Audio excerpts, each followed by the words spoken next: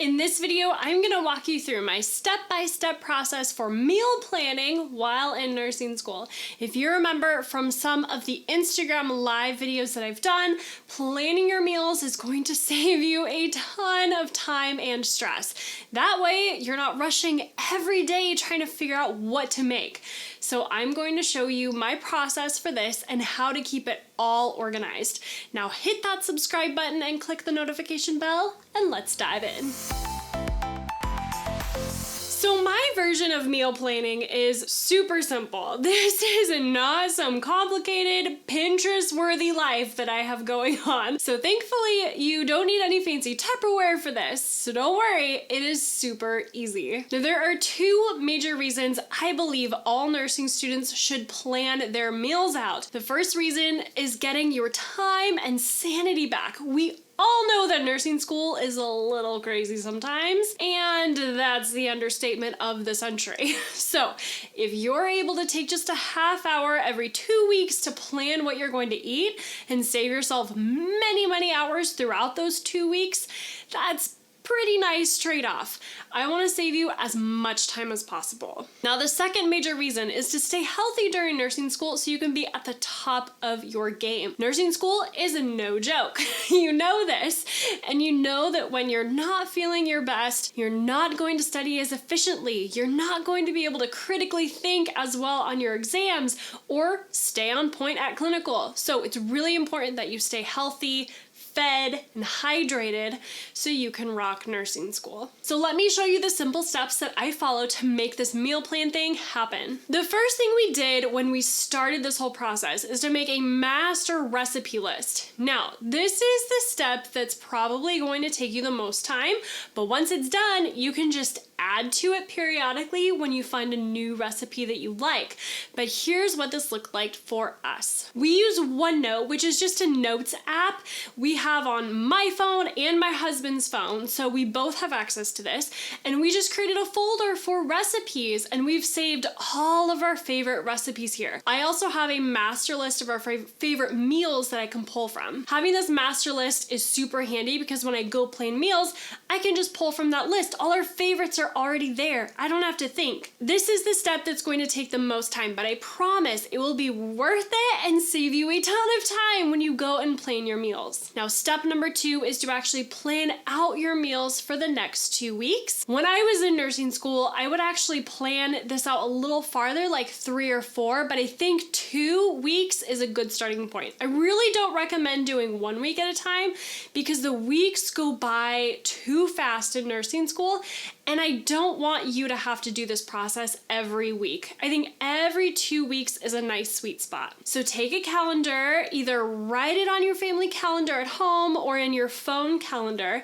but list out the meals that you're going to have each day. Now here's the most important thing though. You'll need to compare it with your nursing school calendar. So if you have clinical on Wednesdays and Thursdays and won't be home to cook your family dinner, you may need to plan ahead for something that's easy for the kids to cook. Or maybe you have a super early clinical day one day. For some of mine, I would get up at 3 a.m. So for those days, I didn't want to plan a full breakfast or make pancakes. It was just a quick egg muffin and I was good to go. So just make sure that when you're planning out your meals, you're comparing it to what's going on at school so that you can work around that. Personally, I like to plan for 3 full meals and 2 snacks. So pretty much every day, that's what we do. Breakfast, lunch and dinner, and 2 snacks, especially since we're pregnant and I'm basically starving all the time. Plus, we have a toddler who's grown a ton in the past month, so we eat a lot.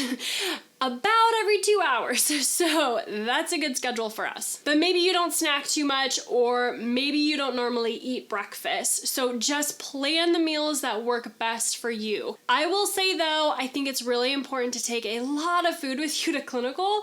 Between the physical work that it takes to take care of patients on the floor and the mental energy that you're using up to try to keep up with everything, it can take a lot out of you. So personally, I like to bring like 4 snacks and a lunch with me, so I had more than enough food to get me through. Now, step number 3 is where you'll make your recipe list and do all of your grocery shopping.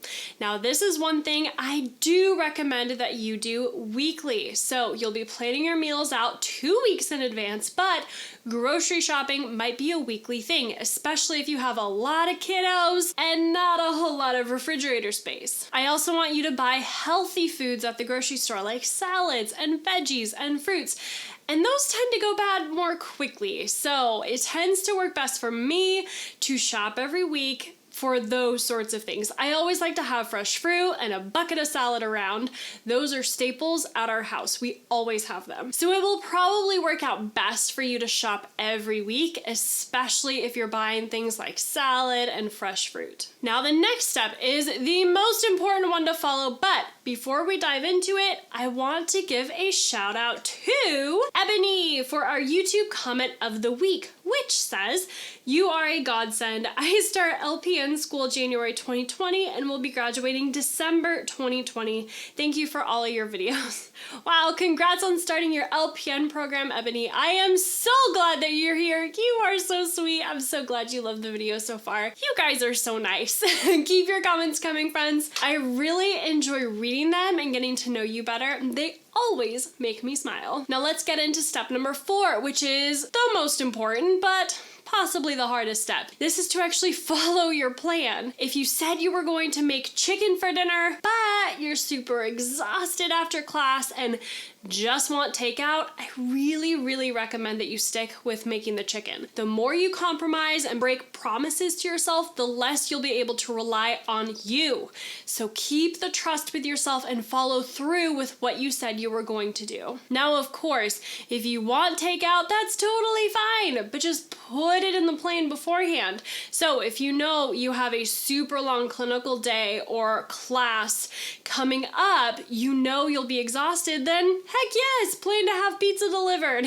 Totally cool. The catch here is that I just want you to stick with the plan and promises that you make to yourself. Deal? That way you won't be breaking trust with yourself every day, because that's not a cool thing to do. Now, in the next video, we are going to dive into some more great nursing school tips, and I'm going to walk you through how to critically think about the cardiac system. This is a must-watch video, especially if you're in med-surg, so make sure you don't miss it. If you're struggling with critical thinking in nursing school, I'm basically going to give you all of the answers. Now make sure to like, comment, subscribe, and share this video with a friend, and click on one of these videos right over here so you can keep rocking nursing school and go become the nurse that God created only you to be. And I will see you in the next video, my friend. Take care. Bye-bye.